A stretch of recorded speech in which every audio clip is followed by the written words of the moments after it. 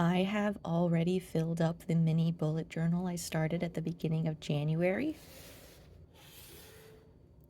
So I decided to test out the Sterling Ink pocket-sized grid notebook because it has 520 pages, and I'm hoping it will last me longer than 2 months.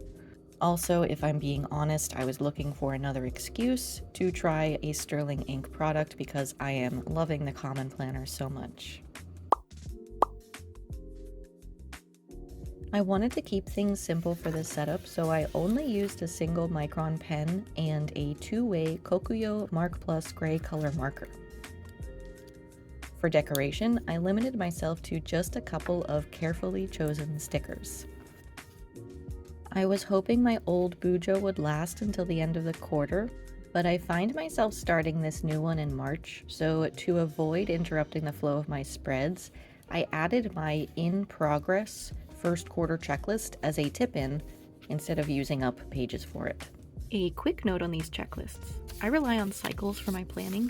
Instead of thinking of my responsibilities as existing on one endless to-do list where nothing ever gets permanently removed, it's easier for me to make temporary checklists, where, at regular intervals, I remind myself to check in with certain chores, and regardless of whether or not it gets done, I allow myself to forget about it until the next time I have to check in. Behind it is a spread for what remains of quarter one, where I write down reminders of activities I want to do, seasonal food I want to eat, and any media I want to consume that is seasonally appropriate. After my quarterly spreads are my monthly bullet journal spreads. These are the parts of my monthly reset. They include administrative tasks, house chores, and just a variety of things that help me reset and start fresh every month. I included one page to list some priorities I want to focus on in the month, and then we get into the weekly sections. So this first page is my weekly dashboard. This is a new addition to my bullet journal setup. I wanted a place to write down weekly priorities or current projects for the week, and I also wanted a visual cue to separate the weeks, because in my old bullet journal sometimes the days blurred together.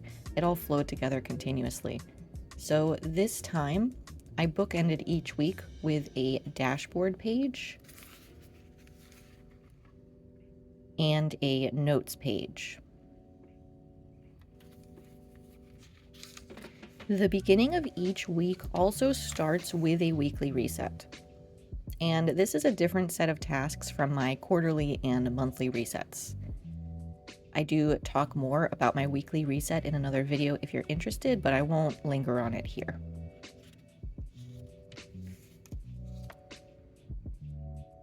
Now, I'm not interested in tracking my habits or perfectly achieving these targets, so don't be overwhelmed. I know this looks like a lot. These are my routine checklists. At certain transition points of the day, it's helpful to have a checklist to remind me to think about something, even if I choose not to do it. And although this is my current template, it's constantly evolving. Rewriting it each week means that I can always add new things I want to try or drop things that aren't working for me. I have 6 total routine checklists.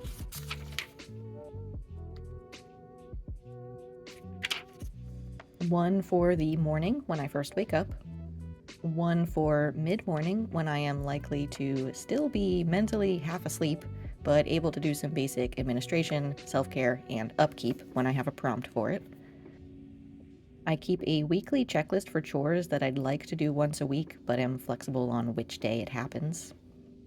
I'm also using this tracker to see if any cleaning patterns emerge so I can focus on strengthening what comes naturally.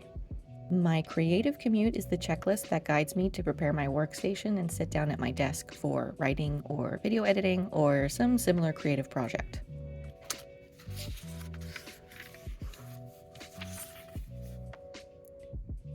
My pre-work routine and post-work routine help me get ready for and wind down from my in-person job. And last, there's my bedtime routine that helps me relax and tend to myself and get ready for sleep. Next in the weekly pages, I reserve one page for every day. Usually what I do is when I'm planning out my day, I'll sit down with my weekly calendar. I'm using the Hobonichi weekly accessory, and I'll look at my schedule, my obligations, my routines, my priorities, and I'll block out some daily tasks and intentions in more or less chronological order from when I wake up to when I go to sleep. Some tasks, to be clear. I'm not trying to schedule out every minute of the day, but I will block out some basic expectations and try to preload some decisions that I expect I'll have to make that day. So I'll think through how I expect the day to go, what's on my schedule, visualize some of the things I'm going to need for those transition points, and anticipate some of the decisions that I might face.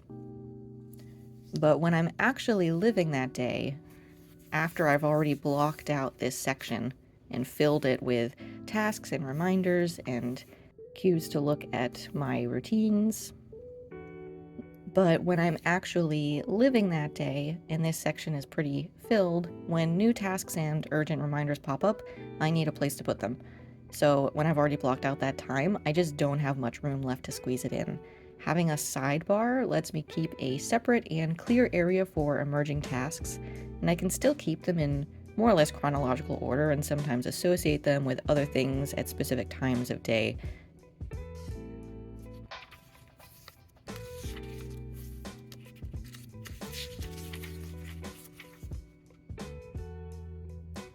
At the end of the week, I've added a notes page for anything that doesn't fit into the daily spreads.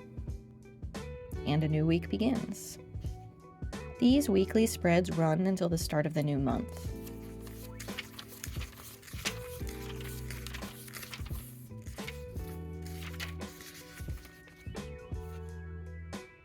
And because April is the start of the new quarter, this section after March starts with our quarter 2 reset checklists and seasonal activities spread.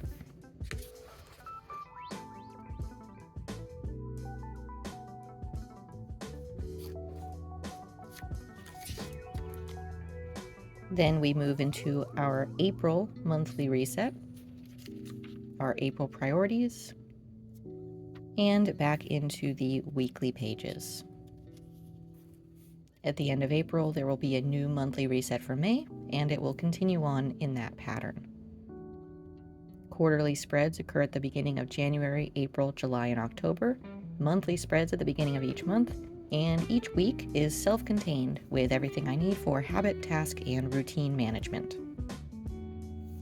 I'm obviously not setting up the entire thing at once, but I have it loosely sectioned off based on how long I estimate these monthly sections will be.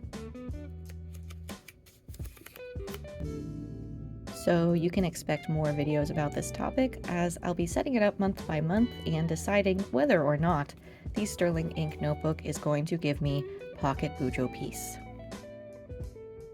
If you have any questions about this system that I have not addressed, please leave them in the comments, and I'll probably write an overly long response that strains the character limit, and then make a follow-up video about it just to really help clarify things. Subscribe if you'd like to be notified when that video eventually comes out, and happy planning, everybody!